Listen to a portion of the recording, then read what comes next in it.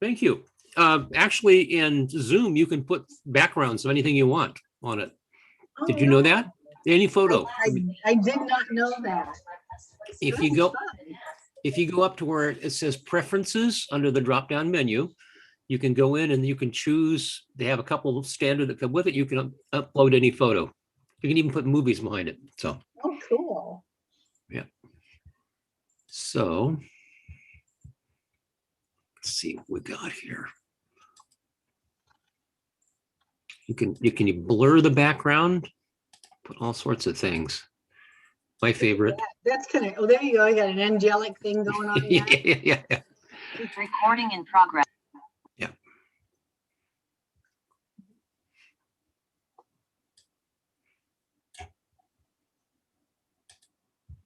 We're gathering quite a crowd tonight. I'm real pleased.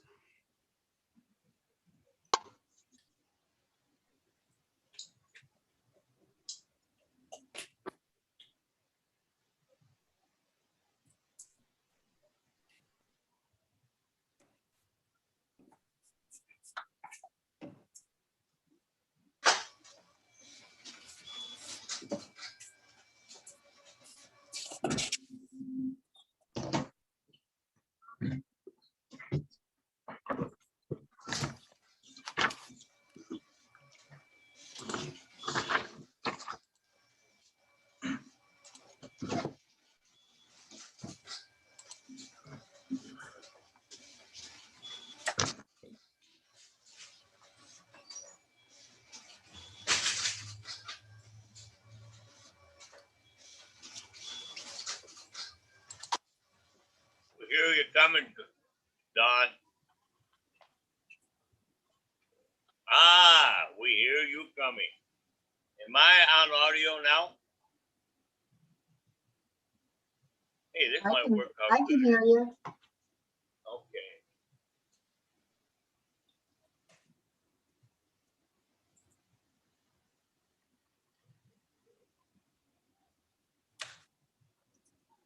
Well, if staff is ready, Paula, are we ready? Just a moment. Okay. I'll let him go ahead. And go. Okay. All right. We're set now. Thank you. Okay. I'm going to call the Historic Landmark Commission to order on this 27th day of July, 28th day of July. Where's the 27th? 28th day of July. And I'm going to ask Paula, will you have a head count here for the commission members? I just see a bare minimum of a quorum. Well, Commissioner Gleason said he may not be able to join us. I have not heard from Commissioner Ercole.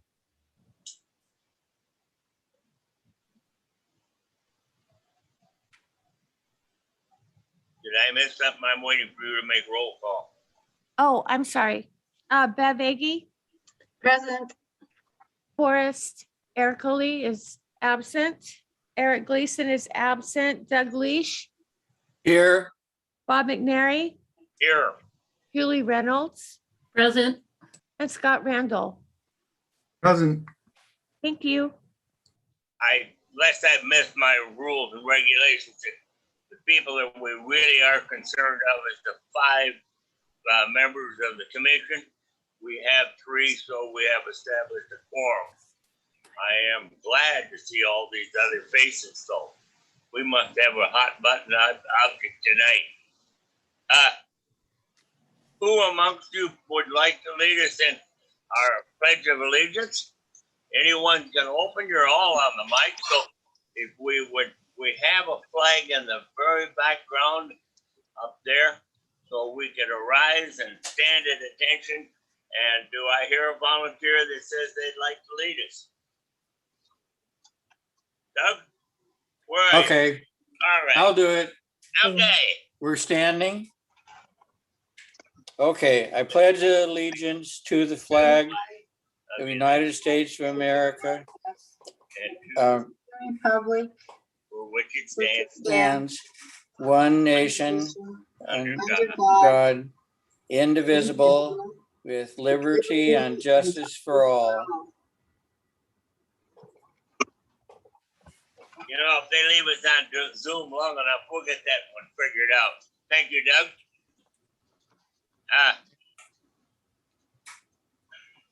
Have you had an opportunity to review the agenda? And I would like to have a motion to approve the agenda or amend it or something.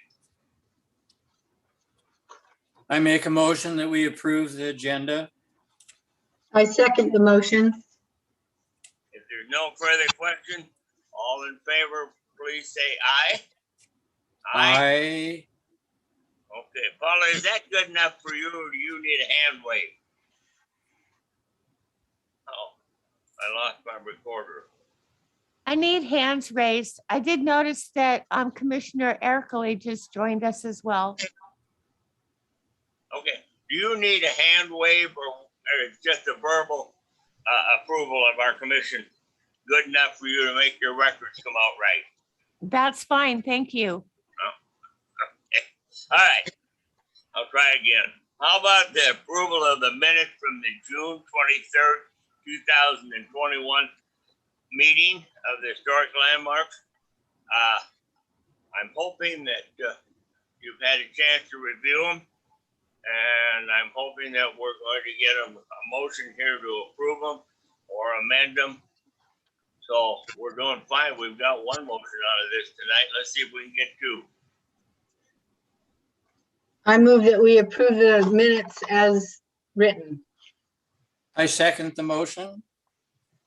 If there's no further question, we will vote. All in favor of approving the minutes, say aye. Aye. Aye. Anyone opposed? Okay. Now I'm going to jump in here and kind of, hey, hi there, Forrest. Good to see you. Hi, Bob.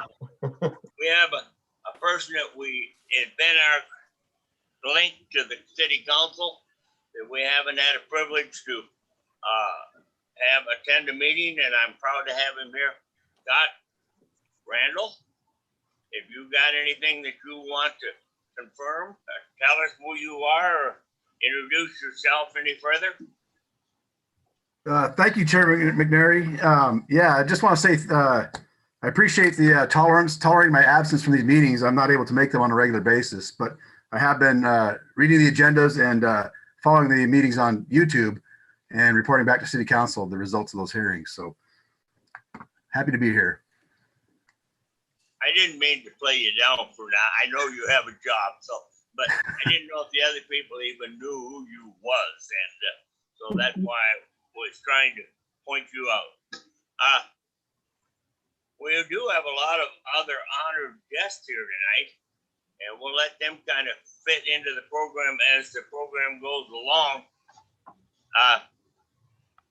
We are now open for staff comments according to our agenda, and she's going to tell us things that are in the future, things in the past, and all those sort of things. So Don, where'd you go? I lost your picture.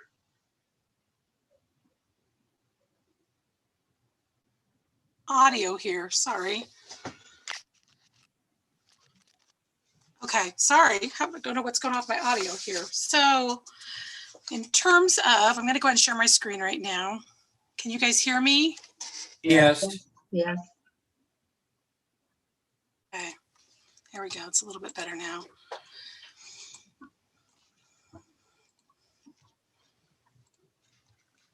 Here we go. Okay.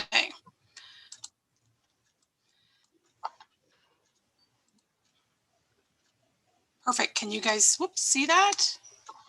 Yes. Yes. Maybe not. That was weird. Sure. There we go. Okay. So, welcome.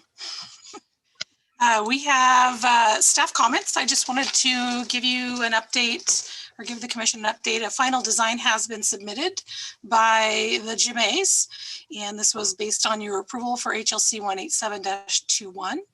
And as you can see, she followed suit as to what she stated to you. What her hope was to do a cherry tree to be interactive. So the cherry tree includes the swing, some oversized cherries, as well as lower to the ground wings that could be interactive not only for young children, but also for pets. So pretty cool. I thought you guys would like to see that. The next one I wanted to kind of go over a little bit, coming on our end of our grant ends the end of August.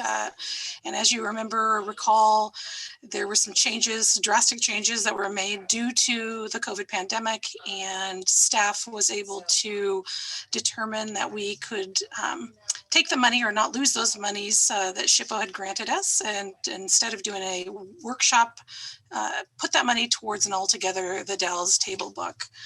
So we'd already had the AutoCast walking tour. We are going to be next week, that will be going live, and then I'll be finishing all my documentation. I just kind of gave you guys an idea of what that app looks like when you open it. It has an aerial photo, and you can kind of see down here. This is just our mock-up.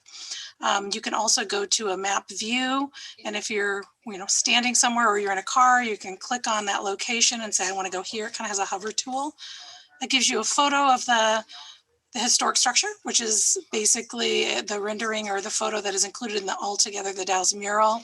And then it also includes some narrative. And Carl Vakuterin, bless his heart, has been working very diligently to get the narratives completed for a few of the walking tour apps.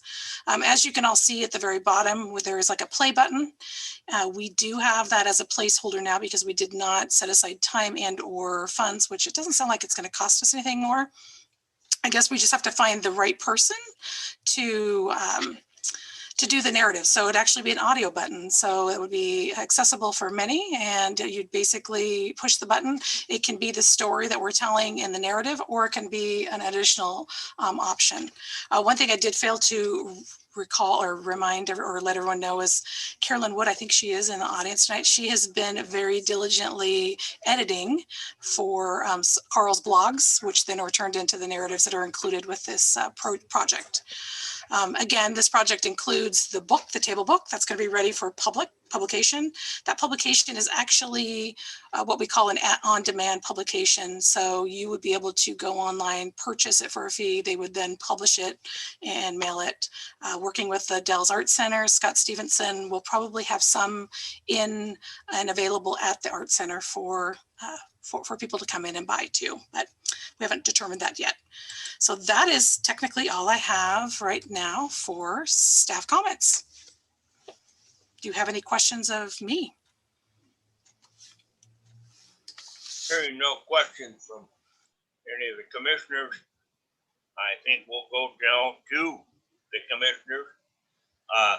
Doug, how's things look just up the street from me? If you noticed anything that we as a historic landmark commission should be thinking about? I haven't noticed. I'm not sure what you're talking about. Well, Am I missing something? this is your opportunity to blow your horn a little bit about your St. Peter's landmark too, if you wanted to. Oh, that's what you're talking about. Yeah. Yeah, we're doing all right. We're short on docents. But if I drive by and somebody's standing out there, I take them in. I just stop and take them in. That's happened 3 times this month already. Well, it's almost the end of the month, but.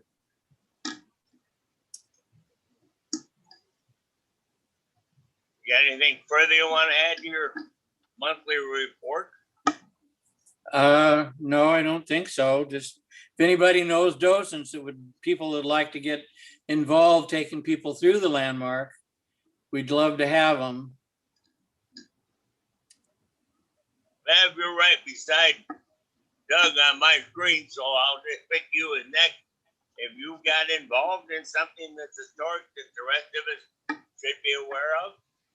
Well, I occasionally do a tour at the landmark. I sit on the porch with Mr. Eggy and my wiener dogs, and if I see someone with out-of-state license plate looking and taking pictures, I'll get up and I'll tag Doug in if he's there, or I'll take him through. And we got a little notice yesterday we do the Trevitt House Airbnb. We've been doing it for 3 years. And we got a little notice from Airbnb. They chose the top 300 most hospitable Airbnbs. And the top one in Oregon was in Newburgh, but it sounded like we were number 2, but we might have just been amongst the others. And anyway, it sounded like a nice compliment. And they asked if we wanted to be interviewed, and we said sure. So I don't know what'll happen with that, but apparently Mr. Eggy and I are nice and friendly to our guests, so that makes us happy. And it's super busy, so that's a good thing. Thank you very much. Forrest, you're sitting down there looking handsome and a little bit hairy, but that's all right. What do you got to tell us? Actually, I have nothing to report at this time, Bob. Well, Thank you for the compliment. Are you stealing my thunder? I haven't seen anything that has been extraordinary. I was kind of glad in the short interval that we thought we were getting over the pandemic. Now I'm understanding, though, that there will be a Wesco County Fair, so that's a good sign that we're getting back to where we was. If we've taken care of our commissioner comments, Oh, I'll have a comment. certainly. I was the docent yesterday at St. Peter's, and much to my amazement, I had 19 people come. Oh, And wow. most of the time, it's 2 or 3 or maybe 5. But Yes. yesterday, and they were all in, there were groups, 2 groups from the ship that was in, and 2 groups of 3. And then the others were, there was a single and a couple, and it was varied. One lady had traveled across the United States. She was returning home to the Valley, but she had been to a church in Savannah, and she's Georgia, which was a spectacular Gothic style. And she showed me the pictures, and it was amazing. But she said, when I saw this one on the list as a must see, I wanted to stop and see it. I was so glad you were open. And she was very pleased with the St. Peter's. She also said it's a top must see on a list. And I had another guest say the same thing. It was a must see in the Dalles. So I was Wow. glad to hear that some of our advertising's getting out. Anyway, Carolyn, yes, Carolyn, I need you to state your name and address for the record. Sorry. Carolyn Wood, 1709 Liberty Way. Thank you.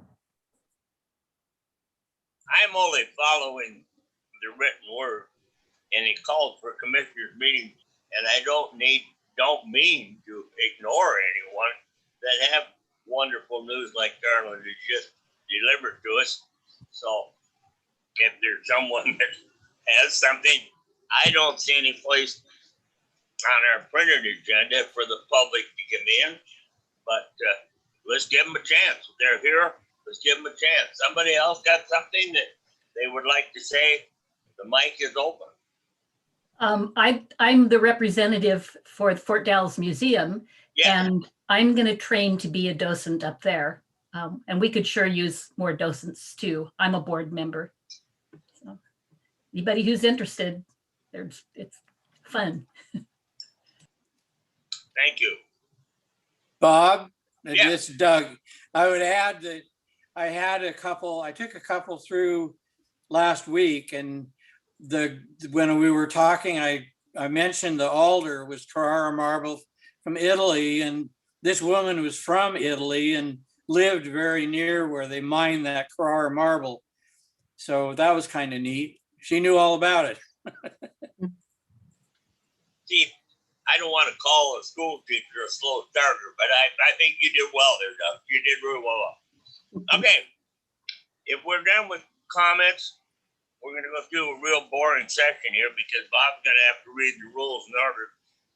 Now is the time for a public hearing by the Historic Landmark Commission to conduct a public hearing. The purpose of this public hearing is to consider the following manner, and that is application HLC 190-21, Mark Paul, 311 Union Street. And their request is to replace their entrance doors, remove exterior lighting on the second floor, and restore the balcony railing above the door in the southwest facing West 3rd Street, as well as adding a porch roof and a railing and a southwest facing Union Street. My, okay. Those are the things that are going to be on this agenda. This public hearing is required by law and certain rules apply. First and foremost, you must be recognized by the chair in order to speak and present testimony. When recognized by the chair, please proceed to the microphone and state your name and mailing address for the record. This hearing is required to be tape recorded. Generally, the public hearing procedure is as follows. Prior to the public hearing, a determination will be made of the qualifications of the commission members and allow for challenges from the audience. Hearing none of those, I will open the public hearing with a staff report. The purpose of the staff report at this point is to further identify the adaptable criteria of the case being considered and provide background information about the case. After the staff report, we will hear testimony from proponents, those in favor, persons in favor of the application. Next, there will be testimony from the opponent, those not in favor of the application. Next, there will be testimony from anyone who wishes to offer testimony or ask questions. And then in honor of the right to rebuttal, we will again hear from those in favor of the application.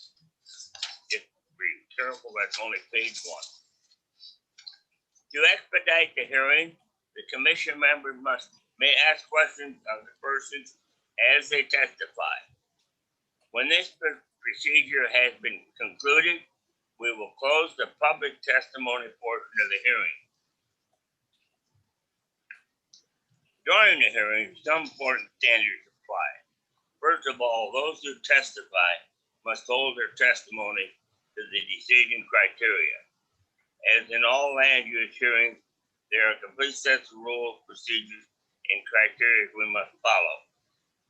Second, failure to raise an issue accompanied by statements or evidence sufficient to afford the commission members and their parties an opportunity to respond to the issue precludes the appeal of the Land Use Board of Appeal based on that issue. Third, the failure of the applicant to raise constitutional or other issues related to the proposed condition of approval with detailed specifications enough to allow the city to respond to the issue precludes an action for damage in the circuit court. Fourth, prior to the conclusion of the public hearing, any participant may request an opportunity to present additional evidence, arguments, or testimony regarding the application. If such a request is made, the law states that the commission must grant the request by either continuing the hearing to a time and date at least 7 days from the date of the initial hearing, or the record must be kept open for the period for at least 7 days. Those are the rules. Now, if anyone has any questions about the qualification or the apatre contracts, conflict of interest, or bias that would not allow them to render impartial decisions, any member of the commission. I guess I narrowed that down. Do we have anyone that wants to declare partiality? Hearing none, I'm going to go on. Is there anyone in the audience that wishes to check the qualifications of any of the members of the commission? Hearing none. The public hearing is now open. Thank you. Dawn. Am I the only person in the world? Thank you, Chair McNary. Great job. So as you stated, this application is numbered 190-21. Applicant is Mr. Mark Powell, who is in the audience today, and hopefully we'll get Mark to add a little bit to my staff report. Mark is requesting for approval to replace the entrance doors, remove exterior lights that are non-historic, and restore the balcony railing on the facade that is facing 3rd Street, as well as adding a porch roof on the railing in the facade that's facing Union Street.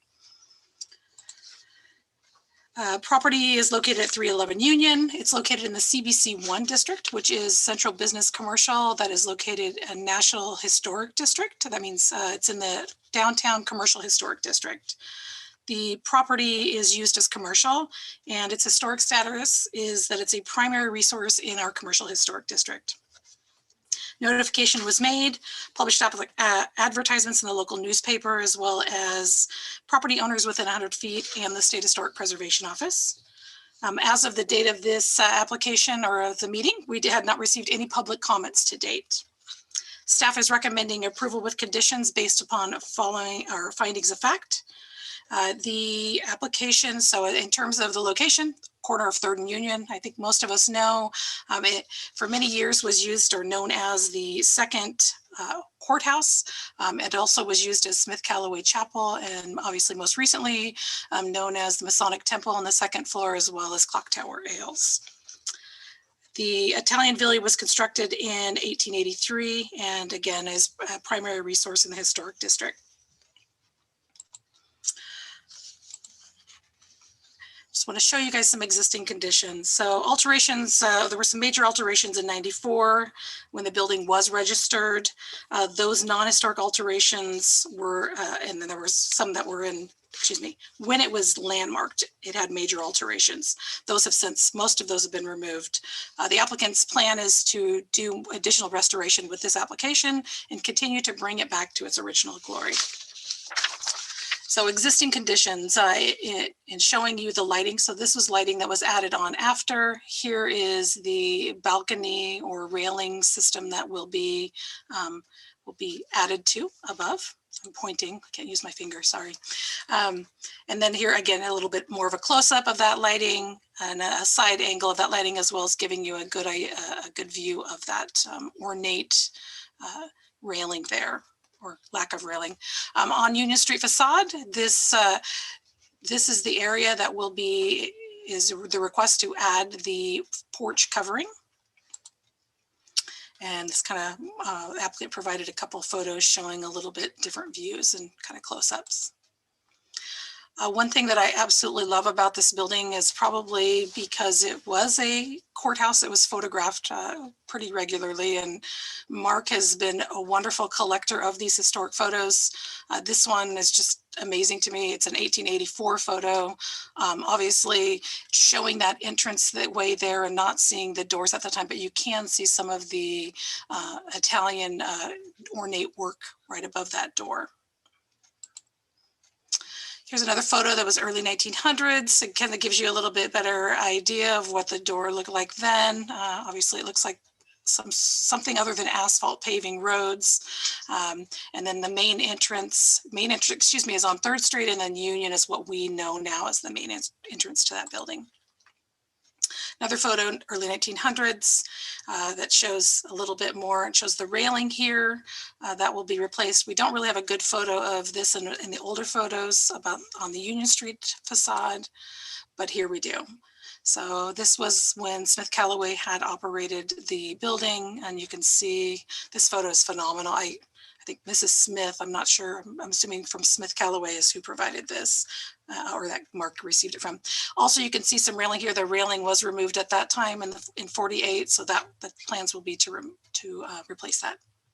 And here's a little bit more of a close-up for the Union Street entrance. And another one for West 3rd facade. And you can see some of the balcony there. Proposed work includes the new entrance doors, and this is on the 3rd Street facade. It is shown that these doors that are existing at the site are not the original doors for the facility or for the building. And what Mr. Pella is proposing is something a little bit more ornate, made of steel and custom made for that door opening.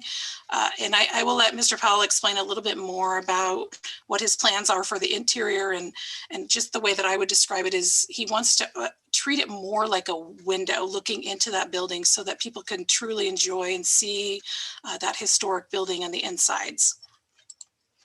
Here are a couple other options. Excuse me, let me go back. This is the choice that Mark would like, or the applicant would like, but he does also have provided additional options for the commission to take a look at and potentially consider.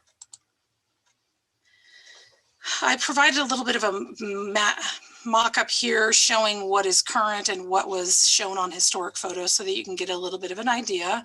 It's kind of nice to see them rather than try to remember. So I'm looking to redesign this to be as close to original, obviously still not be exact, but try to replicate that and put it on top of that entrance. Lighting, non-historic, again, that'll be removed.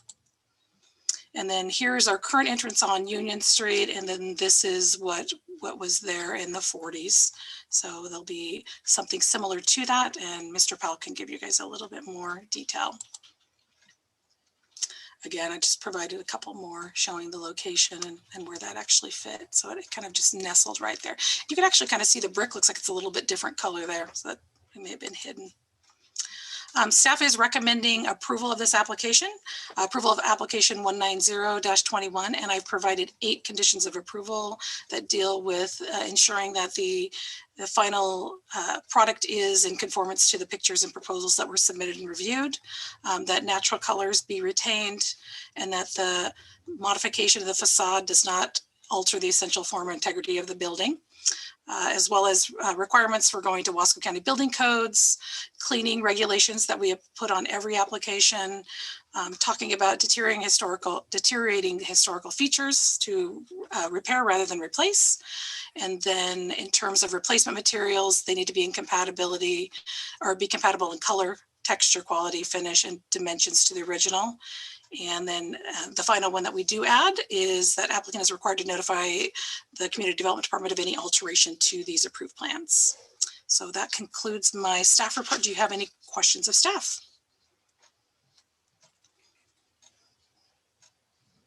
I am not hearing none. I think it's been a very good presentation, Don. And unless someone has something else to say, I'd like to call the proponent and ask him if he would like to glorify this just a little bit.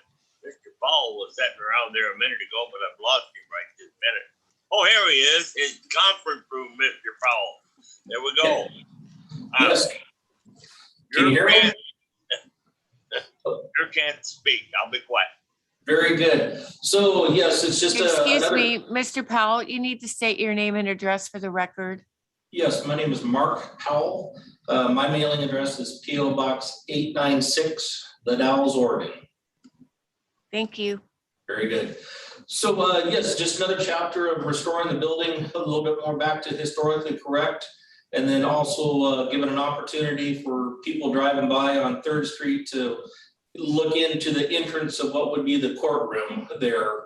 I'm doing the inside of that room or the steps that go up to the 2nd floor to look historically correct as well. So when they peer in, there will be a chandelier and the appropriate flooring and leather couches, and of course spittoons and everything to make it proper for the age.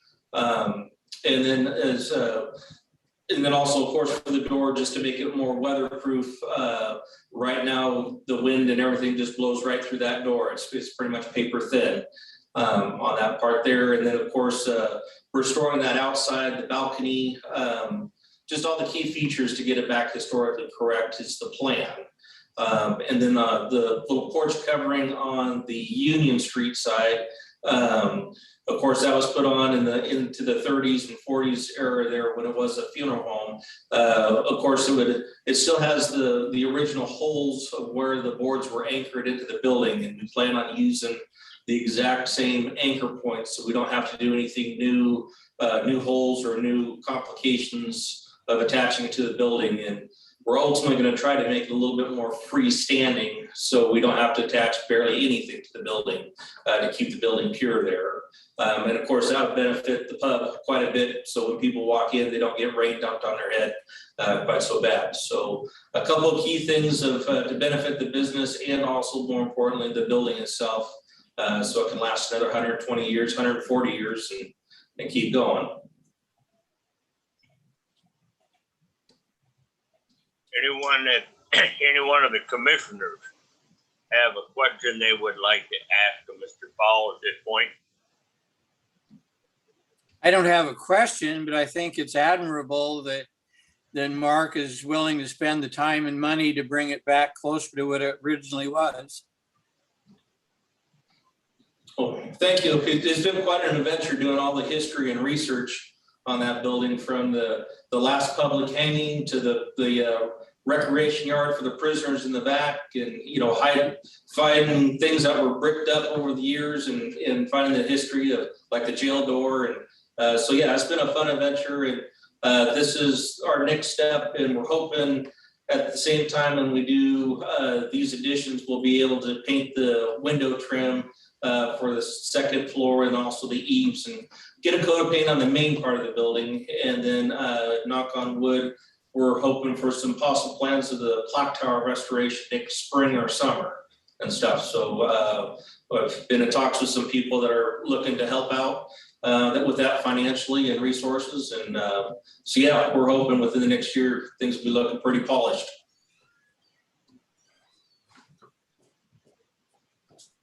Anyone? Pardon me? I'd like to thank him for all he's doing for the history downtown, and I think he's doing a marvelous job. It's a huge asset to our little town. When tourists come and see what's available, when the clock tower opens again, that was a real, and just the building itself and the actual clock tower, it's just a landmark. It's wonderful. I love it. Keep up the good work. Good, thank you. Or if you haven't spoke up, I know you're here. If you have anything you want to ask Mr. Paul while he is in the hot seat. I have no questions at this time. Thank you. That's what I needed to know. Now we have an opportunity that we've heard from someone that might not be in favor of this, and I only can ask if you'll speak up and identify yourself. We'll gladly have this. So, is there anybody that's not real pleased with this plan? Speak up. Well, that leaves us in a very precarious procedure. I pointed our procedure here because we go back to Mr. Powell. You've got to defend yourself against somebody that was confused. So, is there any questions that anybody wants to ask specifically before I close the public hearing? Doug, you got feed from someone. No, I think he's done a good job of presenting it, and sounds good to me. If there's no further questions of this proponent at this time, I'm going to close the public hearing, and we will confer amongst the commissioners. We will retain the right to ask questions of staff if they arise. And at this point, the public hearing for this particular item on their agenda is closed. And now we are in commission discussion. I should have asked staff, I guess, how much option that we want to give Mr. Powell in picking the doors that he thinks would be the most appropriate. The I have no quorum over which door out of the three I think that we saw, but I like the one he chose with the fleur de lis, the little curly ironwork. I think it's perfect. I mean, I think that's the one the picture you have there, Dawn. Correct. I love that one. I think it's great. That would be my choice. And here's option 2 and 3 also. Don, do we get to help him make this choice? Or? Yeah, if you guys want, that is what, I mean, this obviously is what he's requesting. Originally, I believe he shared this one here with me. So, I mean, once he explained it to me, I understood it. I, like Bev, believe that this would offer an opportunity to glance in there. It would also differentiate from what may have been there historically, and just kind of provide a framing of what's going to, a looking in at the old historic courthouse and what happened in that main area there. So it's kind of up to you guys. But yeah, those are the options. Part of the reason why I chose this particular door here that you have up now, with the scroll work, that kind of complements the scroll work that's right above the door, the woodworking and the railing. Let me get there. Sorry, Mark. On that there, and then also the heavy rivets on it gives it that 1880s look, because things weren't welded back in the day. It was all riveted, which also kind of ties into the jail door that we have in by the bathrooms there of the pub. And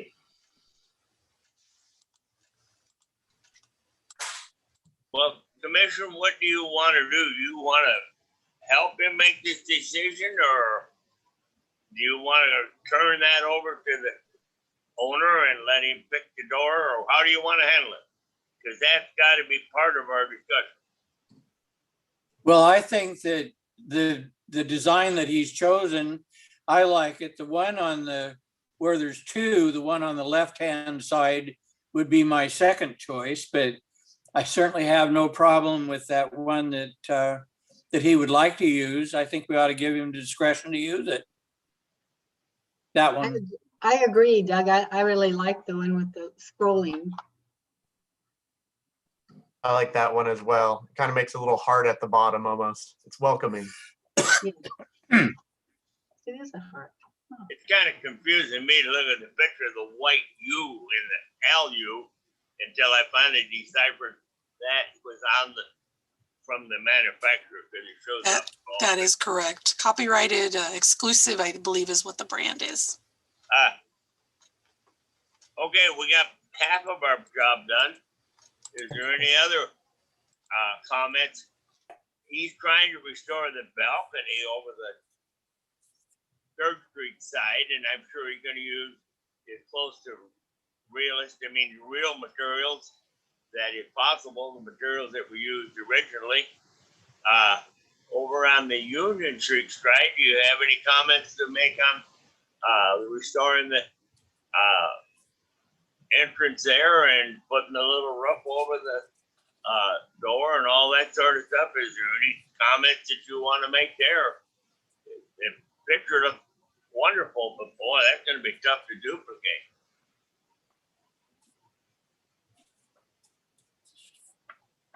Am I here alone? Hearing no comments about how you want to help him, would someone like to make a motion that we approve this application with the conditions of approval?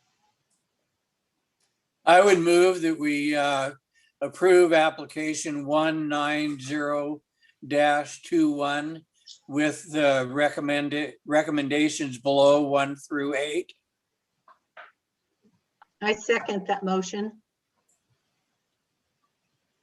May I add one thing to your thinking there, Doug? Certainly. We should probably put some kind of wording in there about the door choice. How can we amend your motion to give the order? Well, it could be added as number 9, possibly, that we agree with using the door that he would like to use with the metal work, The scrolling. if you think it's necessary. So Chair McNary, I think that obviously the applicant provided 3 options, but his number 1 option is what I went with.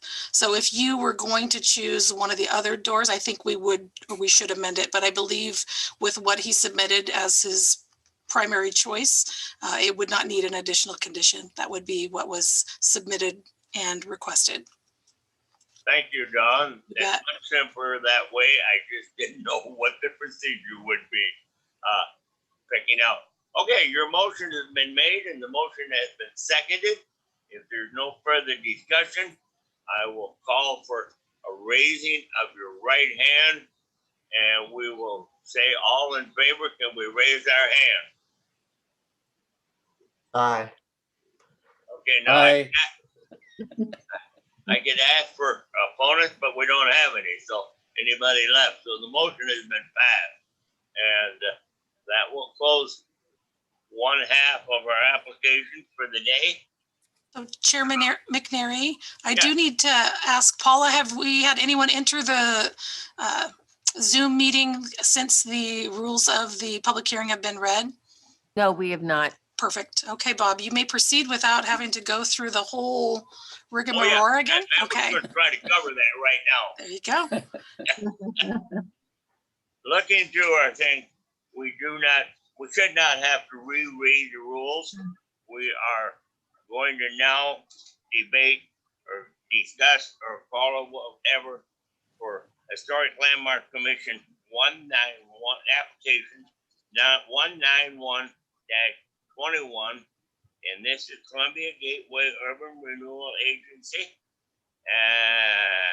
They're scattered all over town. 401, 407 East 2nd Street.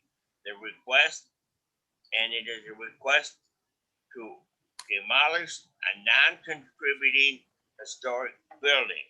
So, having read all those rules through, I am saying that we can open the hearing, but I am going to reserve the right to ask a technical question. So please help me, Don. So, Mr. McNary, I do need you to ask if any commissioner has had any ex parte contact or if they have any biases or conflicts that would not allow them to render an impartial decision, because this is a new application. Okay. Please. Yes, ma'am. Has anyone got a conflict of interest on this particular application? If they have, please speak up now. Is there anything other than that? If you're non-biased, we're all pleased and we're going to go on, but I'm still retaining my right to ask you a question, Dawn. May I have it now? Absolutely. I am a little bit unacquainted with all the rules and regulations of the Historic Landmark Commission, but this is the first time that I've ever had an experience of sitting through demolishing a building that is not historic according to our records. It is in a historic district, but it is not in a building that is on our records as being historic. Okay. So we go through quite a bit of conversation at other demolitions, holding up the procedure for the 30 days and all this sort of stuff because they got to make one more effort to see if they can't find. Are we going to go through all that again tonight? So this building is not historic. We can't restore the historic nature of it. So I'm just wondering why we're sitting here. So you are correct. This property is located and this building is located in our National Historic District, and it is actually considered a non-contributing historic. So it does have the historic title. Even if it wasn't, so let's say it was non-contributing, non-historic, it would still have to go before the Historic Landmark Commission because it's located in the National Historic District. So all the criterion still apply. We do have to make findings, or that the commission has to agree with staff's findings and make a decision whether or not to approve the application for demolition and or deny and or uphold, add additional time to see if the building can be saved. Well, my history on demolition things is that our mission for the city of the Dells is to restore and maintain buildings that are of historic nature.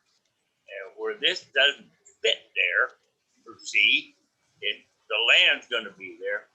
I'm just asking, and you have answered the question with your best knowledge, and I will go on and continue the hearing. So I do need to have you ask one more question.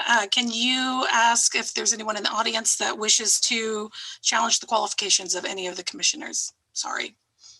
All right, so we're back to, after I muddied up the water, we're back to asking for your staff report.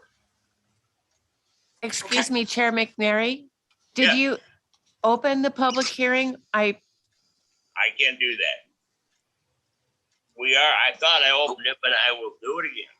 This is a public hearing from Historic Landmark Commission 191-21 Columbia Gate Urban Renewal Agency from address 401 to 407 East 2nd Street. And the request is to demolish a non-contributing historic building. Is that close enough, Paula? That's great. Thank you. Correct.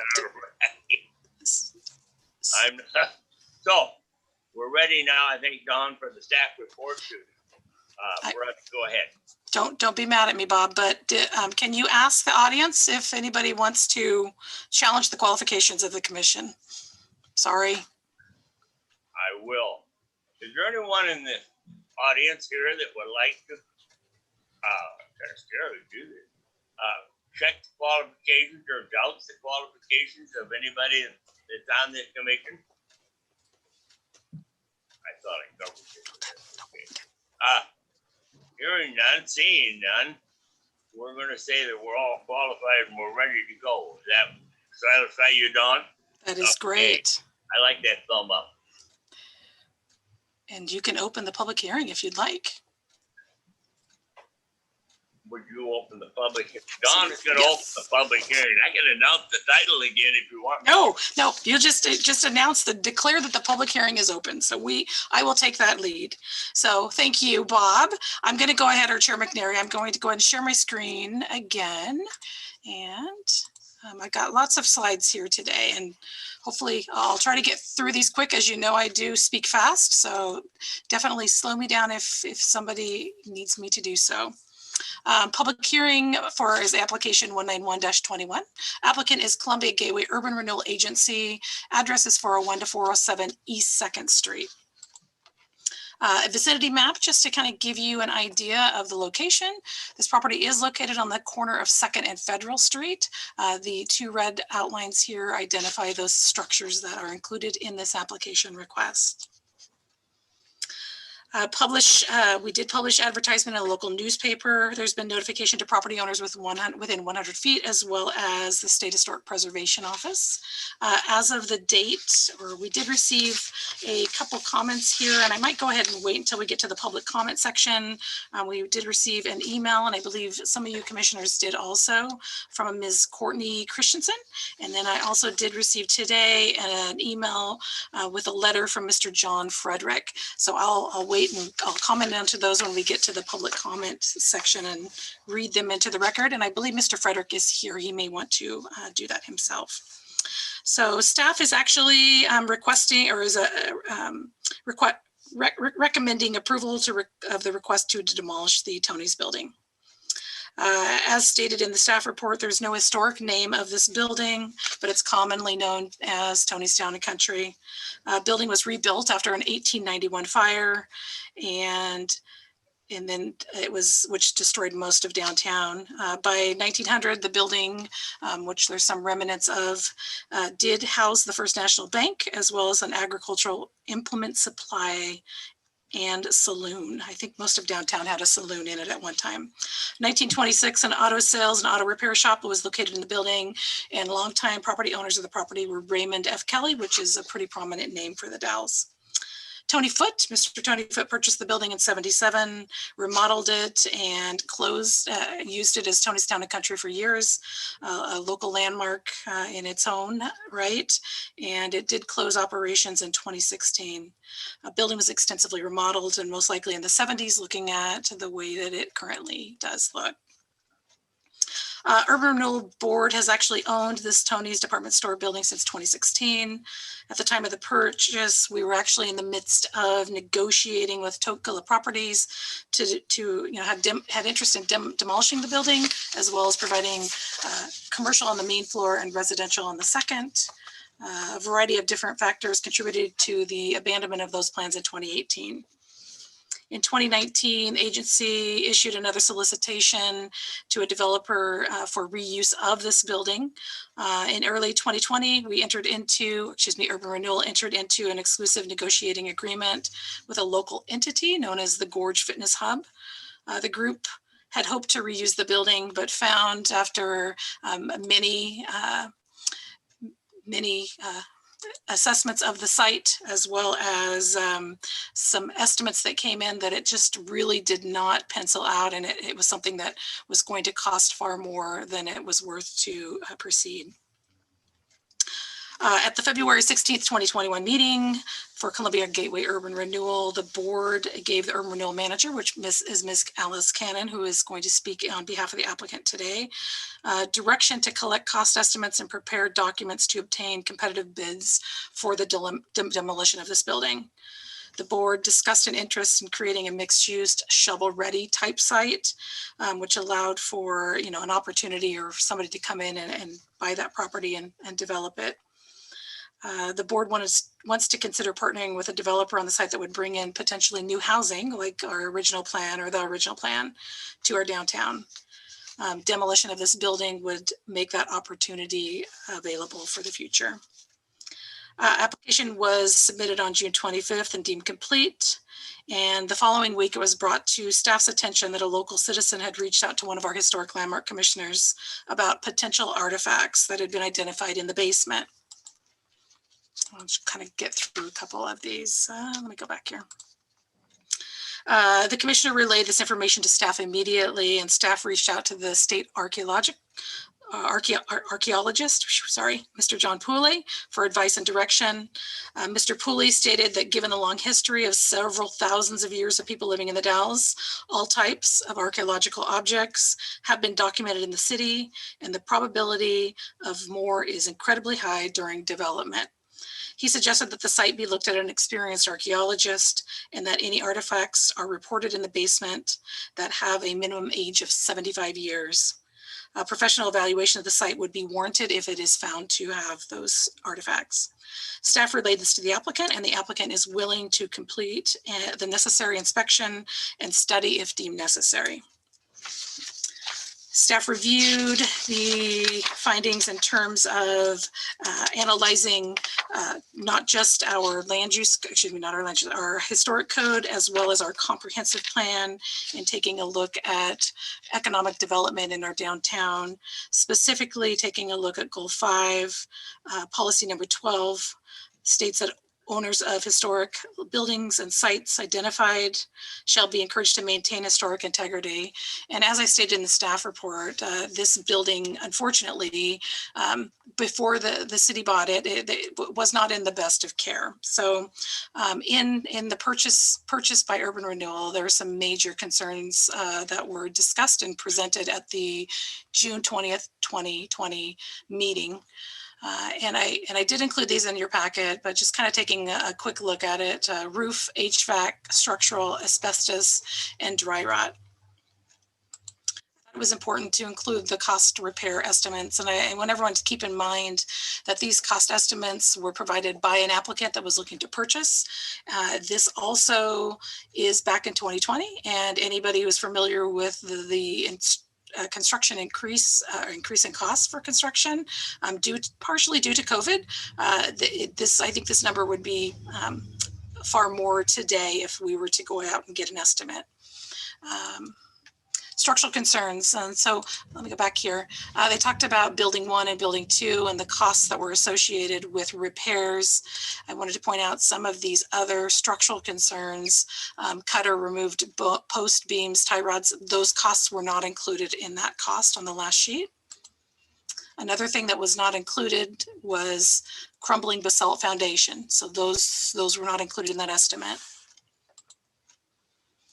Another thing that was not included were structural concerns, undermining and cracked footings in the wall.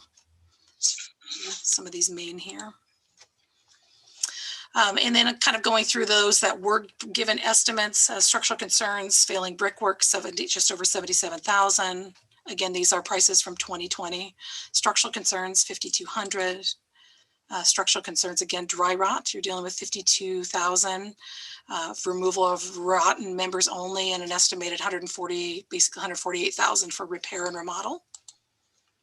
Asbestos and lead, that does cost quite a bit to maintain and or to take out and make the building safe to use. 168,000. Environmental concerns include there's a fuel oil boiler. Wow, that's a whole bunch of oils. And underground tank, and that's just about 9,000. Safety and occupancy, there's a failed roof system. You can see in some of the photos that were provided, 76,000. Safety, this roof has been, so this is the second building, 60,000 for the second building. It shows that it's been basically patched over the years. More safety, interior leak roofs for the 401 building, $3,500. Interior leak damage, $500. So that's probably one of the most affordable. And then dangerous and unusable HVAC units. And it was stated that they only had a very short life expectancy of what the ones that were continuing to work. Outdated, faulty electrical, 2,500. Outdated, faulty for the other building, another 3,500. Leaking and outdated plumbing. You can see in some of these photos they provided about 19,000.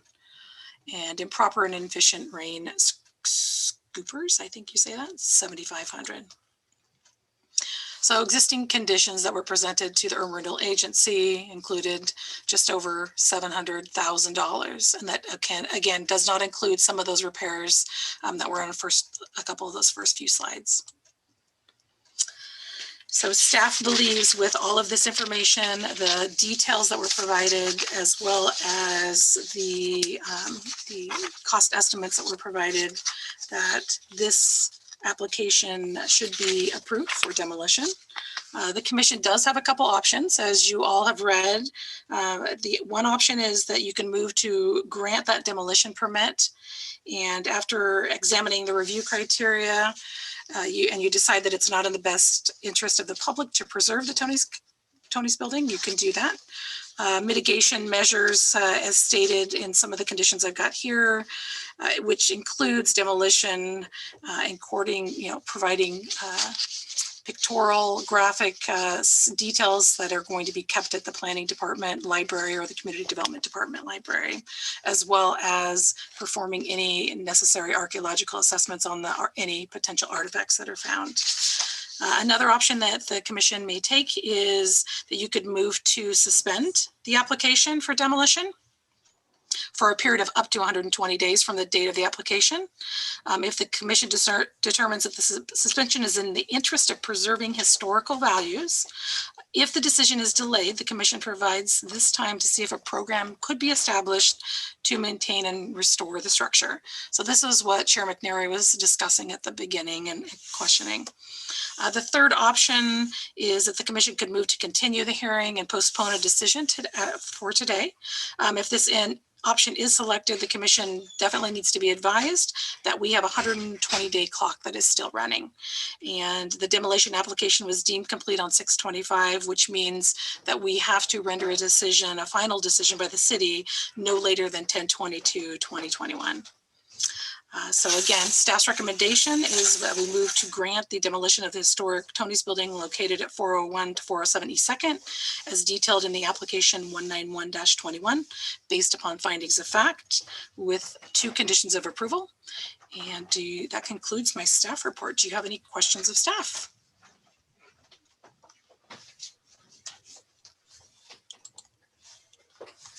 Hearing none from the commission at this point.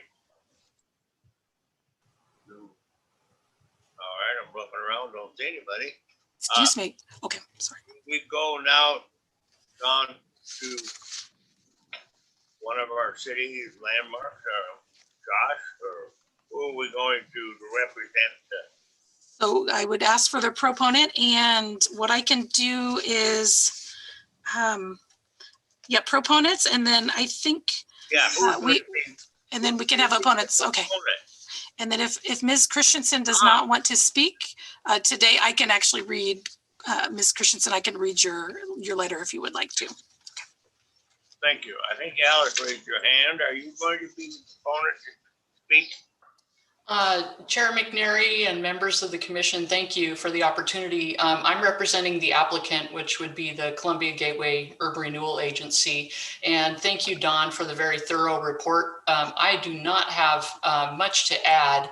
I will say that Josh Chandler, who's one of our planners, and I walked the building today, this afternoon, or I guess it was this morning, late this morning, and we found some new cracks in some of the ceiling and some new some of the ceiling area had fallen, and that caused some concern. So anyway, time is ticking. This building is in a lot of disrepair. We did do some winter maintenance work just to make sure that we could preserve a safe building, and one that we repaired the electrical and a few other things just to make sure that the building could be safe for very minimum occupancy if we were to enter the building. With that in mind, our Urban Renewal Agency has been investing in this property now for about 5 years, and has initially bought the property with the intent to demolish it to make way for a mixed-use development with Tokala Properties. That deal didn't come together, and then the idea was to preserve the building. So as was detailed in the very latest slideshow presented by Dawn, a lot of work was done to look at what those costs might be and what Urban Renewal's responsibilities might be to participate with the private developer. And at that time, just deemed to be too expensive to move forward, and deemed to be more valuable to make way for, to have a shovel-ready development site that could fit in and integrate well with the existing downtown character. And I do want to give our chair, Gary Grossman, Urban Renewal Board Chair, Gary Grossman, who's been here a lot longer than I have, who might be able to give some history and extra words to add. But we agree with staff's recommendation and agree with the conditions of approval as established by Dawn. So I'll turn it over to Gary, Mr. Grossman, if he chooses. Really, I've got nothing to add. Dawn covered the report and the challenges with the building. We've gone out and have had the two developers that had an interest. The cost becomes absolutely prohibitive. It's the middle of our town, and there's a lot of things that we can do in that overall space to, I think, make it a real centerpiece for the Dalles. And so I'd certainly encourage your approval. Thank you. Anyone else want to take the mantle of being a proponent and speak up? I will. Todd Carpenter. Can you guys hear me? Yes. Todd Carpenter, 216 East 5th Street, the Dalles, Oregon, 97058. I'm in favor of demoing. I mean, I'm not in favor of demoing any buildings, but this one certainly is dilapidated, and I don't think there's a lot of historical significance. One of the things that I know we need based on our work with the service industry is, you know, we're losing our service industry to out of town. And when they consider moving out of town because of higher prices, they consider moving to other metro areas. So we're actually losing service industry workers to other cities and metro areas. And so I think housing, affordable housing downtown is super important. And I'd love to see this site, you know, hopefully per the plan for urban renewal, you know, get something in there that's sort of ready for development for some kind of housing for our service industry and community workers down there. I think the center of town is a great area to sort of upgrade. I know they're planning a park down there and things like that, hardscape park. So I'm in favor of, as much as I hate seeing a building go, I've been in this building and it's pretty bad. The foundation is terrible and crumbling. It's worse than the pictures show. So I'm not actually in favor of this plan, if my opinion matters at all. Thank you. I don't know if we're kind of muddy water for me in the sense that we are talking about the owners of that building and the ones that are in favor and so on and so forth. I'm more than willing to listen to anyone that wants to be in favor of this. So we'll just take it. John, I thought I seen your name, a hand up there. Do you want to speak in favor of on the proponent side? Yeah, can you hear me? We're here. You're there. Okay. Yeah, I'm here this afternoon to speak in favor of the request from the Gateway Urban Renewal Agency to demolish Tony's Town and Country buildings and prepare the property to be a shovel ready for a new development. As a member of the Gateway Urban Renewal Agency Board, I've been involved in endless discussions, reviewed numerous reports and studies. I toured the building. I was in total support of the Topola project that unfortunately was stopped due to bureaucratic agencies' red tape and regulations that came from out of Salem, which was totally out of our control. When the property was purchased back in 2016, it was bought with the intention of demolition that building, not rehabbing it for another use. As stated in the staff report, the buildings have no historical value. Buildings are in very poor condition and in need of major repairs with roof leaks and no usable life left. And parts of the roof and ceiling are already collapsing, as I read in the 401 building. If we put off the inevitable, not demolish the building, we'll have another recreation building disaster, which we're still dealing with. In conclusion, I'm in favor of the staff recommendation with the two conditions of approval, and it's time to move forward. Thank you. I'm looking over my available spaces here and probably missing someone, but if we can speak up later if I pick you. Right now, we're going to call for the proponents, people that want to save the building, however it costs or whatever, just because they want that building saved. Is there anyone that wants to raise up and say why and how or who they are or whatever? Please, it's kind of quiet around here. So Chair McNary? Yes. I can go ahead. I know that you all have received the letter from Ms. Christensen and she'd emailed that to most of you. I'm not sure if any of you had read that. I would say I wouldn't say I'd put her at a proponent or an opponent. I would say it's a little bit more. She's trying to get some fact finding and Courtney, if you would like to speak, absolutely. If I could just jump in, that would be great. Yes. So I did submit written comments. I don't really think of myself as an opponent of the project. I think I'm more in favor of the project than I would be opposed to it, but I am literally right on top of this building. I don't know if you can see here, there's the Tony's building right there.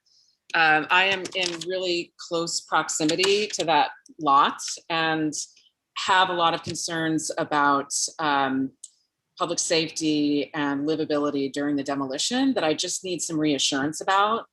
Dawn, I hadn't really considered the fact that my written comments would need to be read into the record. If you want to do that, please feel free, but I do want to add to the comments that I already submitted, my concern about, that there's known asbestos, mold, lead, there's all kinds of dangerous materials that we already are aware of in that building.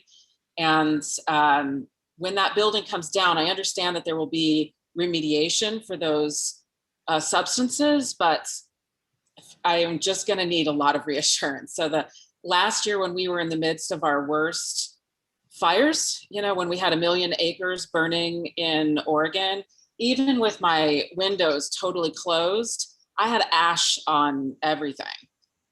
So even when the building is sealed up, and again, I'm in the Honnold building, which is right across from the Tony's building, we're going to get a lot of dust indoors, and I have a high risk 10-year-old. So those are my concerns. I would love to have something that is more contributing to the community. I love Todd's idea of accessible housing. I just need some reassurance that this is going to be done safely for those of us who are in really close proximity. And it's Courtney Christensen, and I'm at 300 Federal Street, Unit 205. Ma'am, I am very impressed with your letter, but I think you're outside the scope of what the Historic Landmark Commission can control. Right. I am very sympathetic to what you're saying, and I have every reason to believe that it'll be another commission that you will have to present that letter to for most everything that was brought up in that.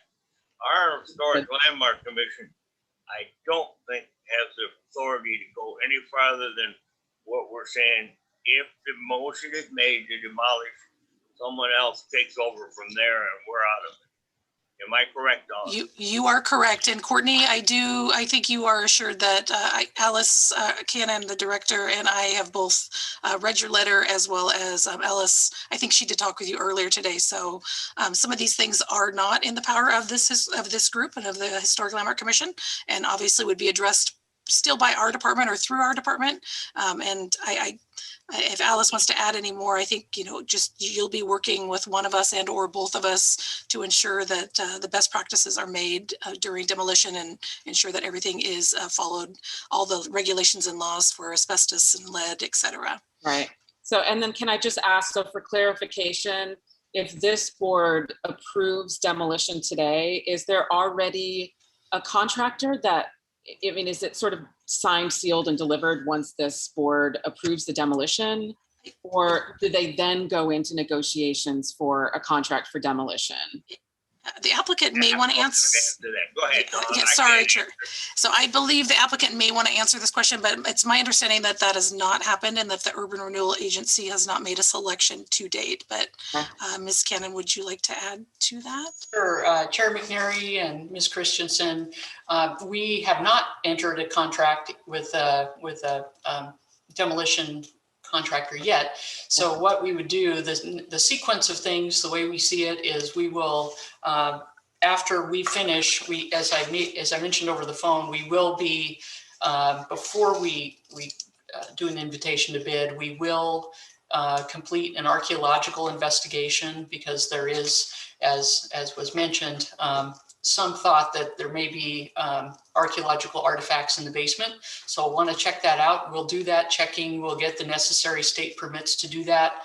And after that is completed, and we have, if it's deemed that there are artifacts or maybe artifacts, we'll finish all that due diligence and meet all those requirements with the idea that we could, we have measures in place when we do the demolition to protect archaeological resources. So that's first. Then second, after that, we would put this out to bid with try to get qualified contractors to bid on the project. And after that, we will finish the negotiations with that contractor and get underway. The first part of this project will be, prior to demo, we'll be removing and testing the underground storage tank, and also removing asbestos and other hazardous materials from the building prior to demo. So that's the sequence. Does that answer your question? It does, thank you. We do appreciate your comments. I want you to know that, but I tried to escape early on here. I just thought this wasn't our baby, but we're handling it fine. We're covering a lot of ground, and a lot of people are getting a chance to voice their opinion. My little list, is there anyone else that wants to speak either for or against? This is the time for them to speak in, and they can even ask a question. Hearing none, I guess we'll go back. Bob. Yeah. I'm waving my hand. Oh, I see you. Okay, you've gone for a minute. I'm glad to see you back. Yes. No. I'm not opposed, and I totally support the need to do this. I just want to register my concern that there is a plan in the future to replace or redo the Lewis and Clark mural. Repeat that for me. I want to register my concern that there is something in the process or in the future that we will replace or redo the Lewis and Clark mural that's on the side of that building. That's one of the 4 big murals down in the central part of town that represent our history. I seen that and I've known it was there. And we had to grant permission to have it put on that side of that building, if I recall. And that wasn't an historical building, but we still had to give permission for it. I've kind of lost track of our murals and so on and so forth. So I'm glad you brought that up, Carol. So, looking around, I'm going to ask Alice again. Are you got anything further to add for being a proponent? You should have that option. Chair McNary, nothing to add. I have been thinking about the preservation of that mural, and I believe the mural is applied to the building, so we'd have to put a mural somewhere else in the city. There may be another place to do that, and we would be open to that idea. I am not involved with any of that mural work in the community, so we in the Urban Renewal Board would be looking for assistance on the right place to discuss this. So, Chair McNary, I was able to receive just a few minutes before or right at the meeting start an email from Mr. Scott Stevenson. And as some of you may be aware, that he is the director of the Dells Art Center, and they together with the Mural Society did some assessments of all of our murals in downtown. And the people that did the assessments are the artist, Mr. Chris Pothier, as well as Dylan McManus. And I do have access to that report here. And Carolyn, I'm not sure if you're familiar with this report, but it does. I am. It's interesting to read, and I'm trying to read and run a meeting, but I was just doing a quick look over just because I had a feeling the mural question would come up. Some of the artists that are still alive had actually commented on redoing some of these murals, and if they did actually have to be taken down or they were past the point of repair, that they had actually asked, it said, as artists who are constantly evolving, we don't want to go backwards. So basically, in a nutshell, what they're saying is if it is recreated, they don't want something to be exact. They want to allow themselves for some interpretation and for something to be recreated in a current their current art thought process. So I don't know. That's obviously something. It sounds like Ms. Cannon gave us some, at least some information regarding, urban renewal getting some direction. But I guess that's something that you can add as a condition, I guess, and or just follow up, and we can see if the Urban Renewal Agency would be able to provide or find another location to provide a future mural that would not be replicated, but potentially have some similar context, but be allowed, or the artist be allowed to use their own current artistic techniques. We're willing to explore that possibility, absolutely. So that's something we would voluntarily discuss as a Urban Renewal Board. That is what it's something that goes with that building. So if the renewal agency has that building, it's their mural as far as I know. And so consequently, they're going to have to make their peace with the Mural Society. I don't think we got historic rights on it in any way, shape, or form.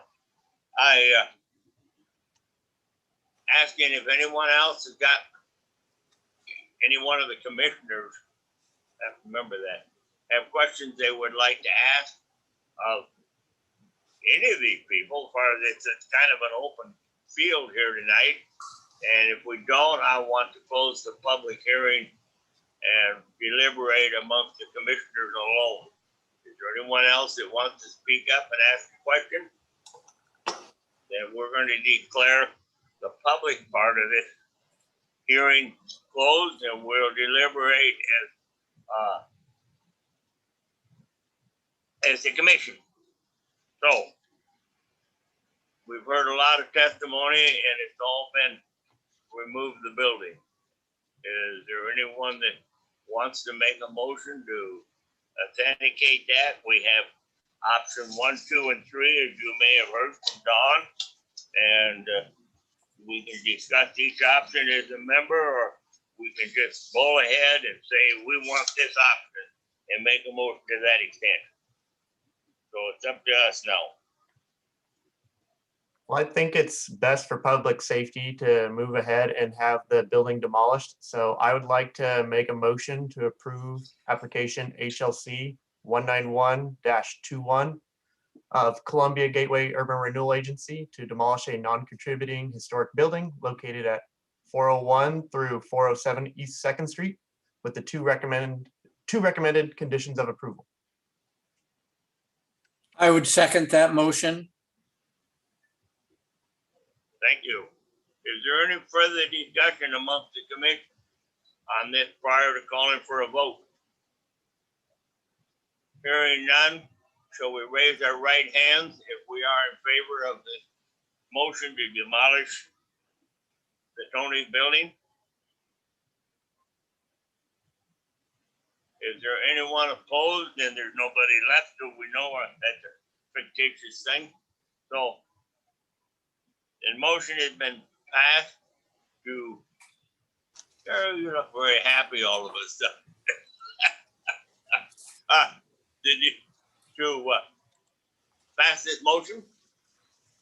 And we thank all the people that contributed to this conversation and this decision. And now we have 2 more pieces of business that we will have to take care of. And that is our resolution. Where am I? Where am I, Dawn? Way in the back? Whoops. Bob, I actually have them on the screen. Can you see my share screen? Pardon? So we're at resolutions. So number 10. I'm trying to find it in my thick pamphlet. Oh, here it is. Here they are on the very back page, I'm sure. Very back 2 pages. So we are looking at, resolution 179-21. Will someone make a motion that we approve this resolution with the conditions? I'd make a motion that we approve that HLC 179-21 motion. I second it. The conditions of approval was 8, I believe. Correct. Am I right, Dawn? That is correct. No, I'm talking and wasn't listening. Did we have a second? Yes, Bev seconded it. All right. If there's no further discussion, I will ask for the raising of the hand again. If we can get the screen back, in favor of this resolution 179-21. All in favor is there, so there's no need to call for anyone that's opposed to that. So that motion, that resolution has been passed. All right, historic resolution 180-21, and this is in regard to the demolition of the Tony building. And there was two recommendations of approval. Okay. Is there someone that's going to venture out and make that motion? I make a motion that we approve resolution 180-21 with the recommendations below it. I'll second that. 2 conditions of approval. Yes. Very good. Is there any further discussion on this resolution? Hearing none, seeing none. All in favor, raise your right hand. Okay. That motion has been passed. Now I gotta go find my front page again because we got an agenda that we're following. Oop. The last line says we're adjourning. Does anyone have anything that they need to talk about on the way out the door? What are we looking at for August? So Chair McNary, it does appear that we have an application. It will be for a slight modification to a previously approved application. So that we will be meeting. So be looking in your email for an email from me or Paula. Did I hear you say that maybe we could meet in chamber? Not until September. So, and yeah, I don't think we've made that formal decision yet, or that decision's been made.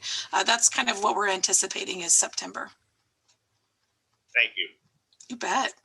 I want to thank everyone for helping me stumble through this, because this one here was a little different than anyone that I've attended before.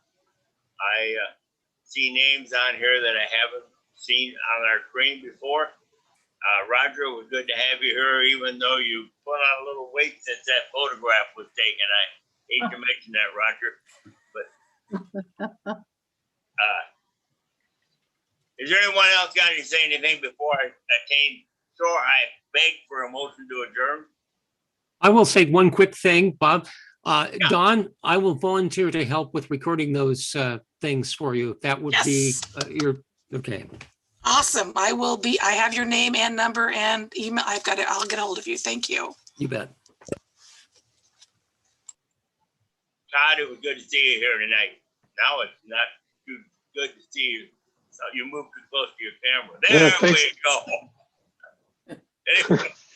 Thanks for all your hard work. We appreciate you guys. Are we adjourning?